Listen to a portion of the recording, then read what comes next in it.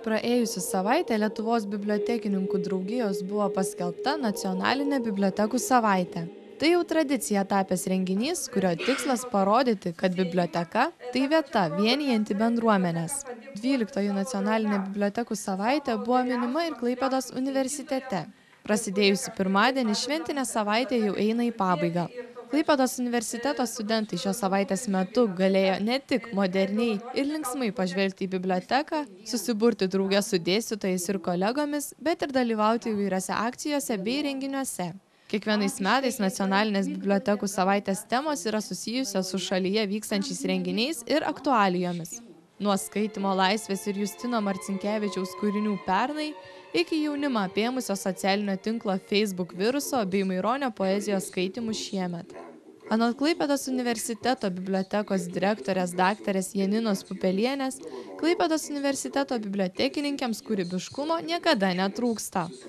Mūsų biblioteka yra šiek tiek kitokia negu viešosios bibliotekos, aišku, kurios ten gal daugiau gali išreikšti tą kūrybiškumą.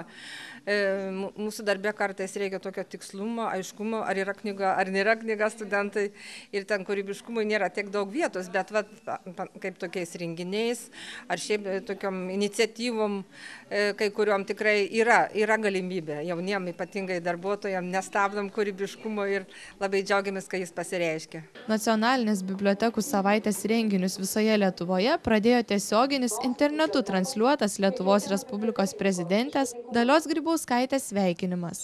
Jame prezidentė ne tik atkreipė dėmesį į Lietuvos bibliotekų puoselėjimo svarbą, bet ir palinkėjo bibliotekininkėms kūrybiško požiūrio į savo tikslų ir atsakingą darbą. 2012 Jono Mačiulio Maironio metai. Todėl po to, kai visoje Lietuvoje nuskambėjo prezidentės sveikinimo kalba, buvo skaitoma Maironio poezija. Klaipėdos universitete Maironio eilėraščius skaitė Klaipėdos universiteto bibliotekininkės ir visi, kurie sugalvojo, kad šiandien jie nori kalbėti Maironio žodžiais. Taip pat Klaipėdos universitete buvo apdovanoti ir bibliotekos bičiuliai, studentai, dėstytojai ir kiti asmenys, kurie prisideda prie bibliotekos gyvavimo. 12 nacionalinės bibliotekų savaitės šūkis visoje Lietuvoje – biblioteka spausk patinka.